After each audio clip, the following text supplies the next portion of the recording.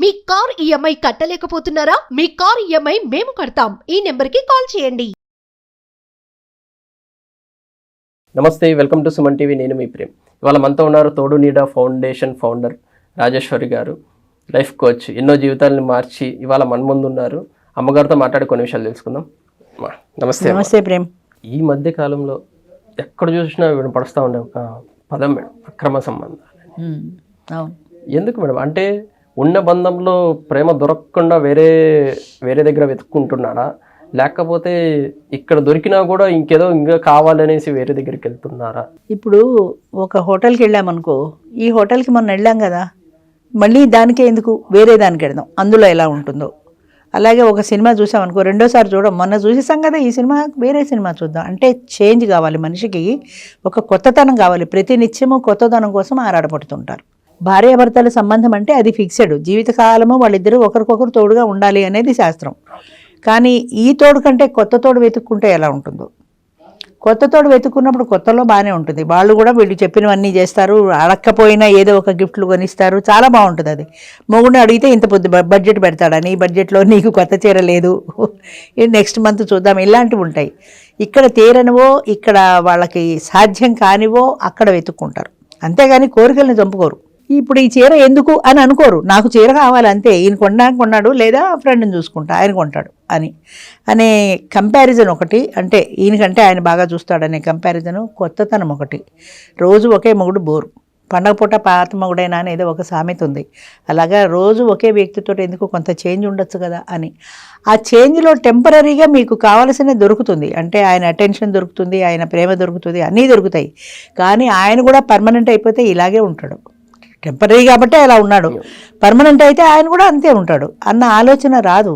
టెంపరీగా ఉన్నప్పుడు బాగానే ఉంది కదా, అదే పర్మనెంట్గా ఉంటుందని అనుకుంటారు. కానీ శాశ్వతమైన దాంట్లో ఇప్పుడు మనకి పేపర్లలో కూడా చూస్తున్నాం, ఇంటి భోజనం శ్రేష్టం, ఇంటి భోజనం చేయండి, బయట భోజనాలు తినకండి అని చెప్తున్నారు. ఎందుకని? బయట భోజనం అప్పుడప్పుడు చేస్తాం కాబట్టి టేస్టీగానే కనపడుతుంది, కానీ మీ ఆరోగ్యం పాడవుతుంది. రోజు అయినా ఇంటి భోజనం చేస్తేనే మీరు ఆరోగ్యం బాగుంటుంది అని. అదేవిధంగా ఒక మనిషి, ఒక స్త్రీకి ఒకే పురుషుడు అన్నట్టుగా భార్యాభర్తల సంబంధం అన్నది ఒకరికొకరు అన్నట్టుగా ఆ బాండింగ్ ఉండాలి తప్ప చేంజ్ కోసమని పక్క హోటల్కి వెళ్ళినట్టు వెళ్ళకూడదు. దానివల్ల ఏంటంటే శాశ్వతమైనటువంటి ప్రమాదం వస్తుంది. అంటే ఇప్పుడు వేరే అక్రమ సంబంధం పెట్టుకుంది అనుకోండి సపోజ్, లేదా పురుషుడు అక్రమ సంబంధం పెట్టుకున్నాడు, ఈ సంగతి తెలిస్తే ఇంట్లో గొడవలే కదా. చాలామంది ఈ బంధం వదులుకోరు, ఈ బంధం వదులుకోకుండా టెంపరీ అరేంజ్మెంట్ కోసం చూసుకుంటారు.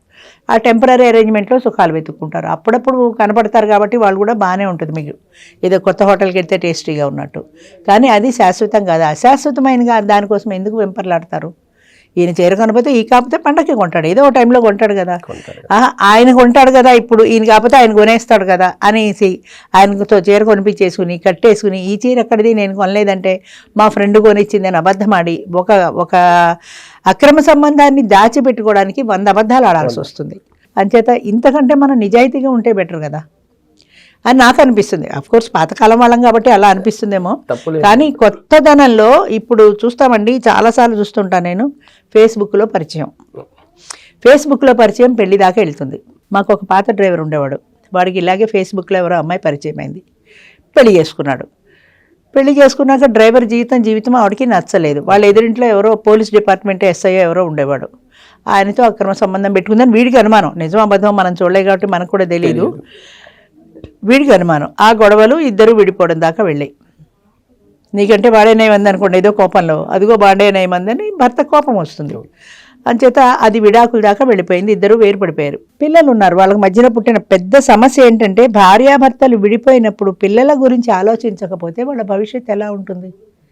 ఇప్పుడు నాకంటే నా పిల్లల్ని మా తల్లిదండ్రులు చూసుకున్నారు కాబట్టి సరిపోయింది, సేఫ్గా బయటపడ్డాం. అదే వాళ్ళు లేకపోతే, అంచేత ప్రతి వాళ్ళు కూడా ఇప్పుడు మనకి పుట్టిన పిల్లల్ని మంచిగా పెద్ద చేయాల్సిన బాధ్యత మనకుంది, దాన్ని మనం వదులుకోకూడదు కదా. అంచేత ఆ బాధ్యతను మర్చిపోయి పెళ్లి చేసుకుని అటు భర్త దగ్గరకో ఇటు భార్య దగ్గరకో పిల్లలు వెళ్ళిపోతే సింగిల్ పేరెంట్తో వాళ్ళు ఎందుకు కష్టపడాలి? మనం చేసిన తప్పు వాళ్ళు ఎందుకు శిక్ష అనుభవించాలి? ఇప్పుడు తల్లి దగ్గర ఉంటే తండ్రి లేడన్న బాధ, తండ్రి దగ్గర ఉంటే తల్లి లేదన్న బాధ, ఈ బాధలతో వాళ్ళు ఎందుకు పెరగాలి? లేదా ఇద్దరు పిల్లలు ఉంటే చెరోళ్ళని పెంచుకున్నా కూడా అదే పరిస్థితి. తల్లి దగ్గర ఉన్న వాళ్ళు తండ్రి కోసం బాధపడతారు, తండ్రి దగ్గర ఉన్న వాళ్ళు తల్లి కోసం బాధపడతారు. అంచేత ఇద్దరు కలిసి జీవించేలాంటి జీవితం ఉంటే కనీసం పెద్దవాళ్ళు అయ్యి వాళ్ళ పెళ్ళిళ్ళు అయ్యి అప్పుడప్పుడు నాకు తోడున్నడలో కూడా ఫోన్లు వస్తుంటాయి.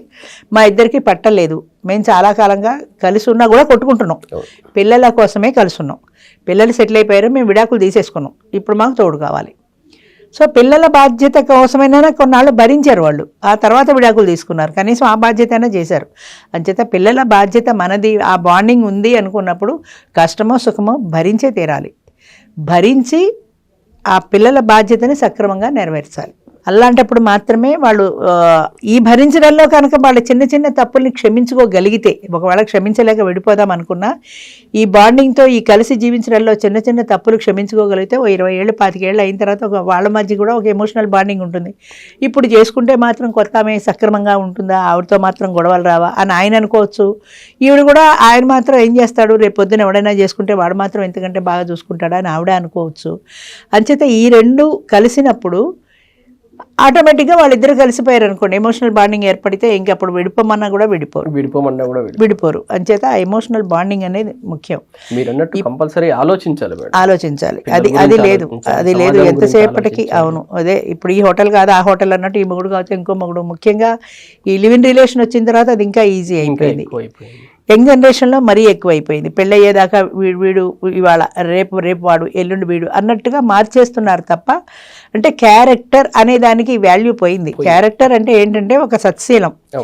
ఆ క్యారెక్టర్ మనకి ఉందా లేదా, ఏముంది ఏదో వాడితో వెళ్ళొచ్చాము ఇంటికి వచ్చి స్నానం చేస్తే పోయా అన్నంత ఈజీ అయిపోయింది క్యారెక్టర్ అనేది.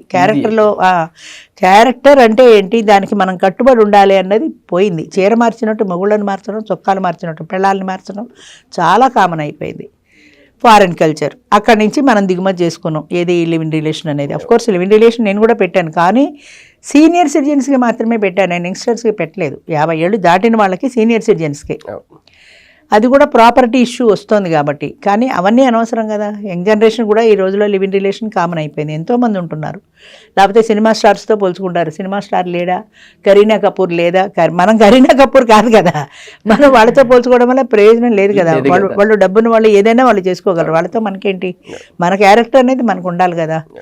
అంచేత అది చాలా కామన్ అయిపోయింది. అలా కాకుండా వాళ్ళు సిన్సియర్గా ఒక ఎమోషనల్ బాండింగ్తో ఇది నా కుటుంబం, ఇది నా పిల్లలు, వీళ్ళ బాధ్యత మా ఇద్దరిది, మేమిద్దరం కలిసే నెరవేర్చాలి అన్న బాండింగ్తో ఉంటే అది సక్సెస్ఫుల్ లైఫ్ అవుతుంది. ఆలోచించాలి. అవును, ఇప్పుడు కొత్త ట్రెండ్ వింటున్నాను ఏంటంటే ఇద్దరు విడిపోతారు, విడాకులు ఇచ్చుకోకుండానో విడిపోతారు. పిల్లలు ఉంటారు కదా, వాళ్ళు ఏ కాలేజీకో వస్తారు, పిల్లలకి కాలేజీ సెలవులు ఇచ్చినప్పుడు పిల్లడు ఇక్కడ తల్లి దగ్గరికి వస్తాడు, తల్లి దగ్గర పెరుగుతుంటాయి. వాళ్ళు విడిపోయినా కూడా పిల్లల గురించి ఫోన్ మాట్లాడుకుంటారు అప్పుడప్పుడు. వాడికి సెలవులు ఇచ్చారు, 4 రోజులు నా దగ్గర కూడా రమ్మను, ఈవిడ తీసుకెళ్ళి ఆయన దగ్గర దింపుతుంది, ఆయన 4 రోజులు అక్కడ ఉంటాడు, మళ్ళీ తల్లి దగ్గర ఆయన తీసుకొచ్చి తల్లి దగ్గర దింపుతాడు. అంటే పిల్లల కోసం ఒకటవటల్లా పిల్లలకి సంబంధించినంత వరకు కనీసం వాళ్ళు ఇంట్రెస్ట్ చూపిస్తున్నారు, బాధ్యత పడుతున్నారు. అది లేకుండా ఉన్నారు చాలామంది రోజులు. అవును, thank you madam. Thank you.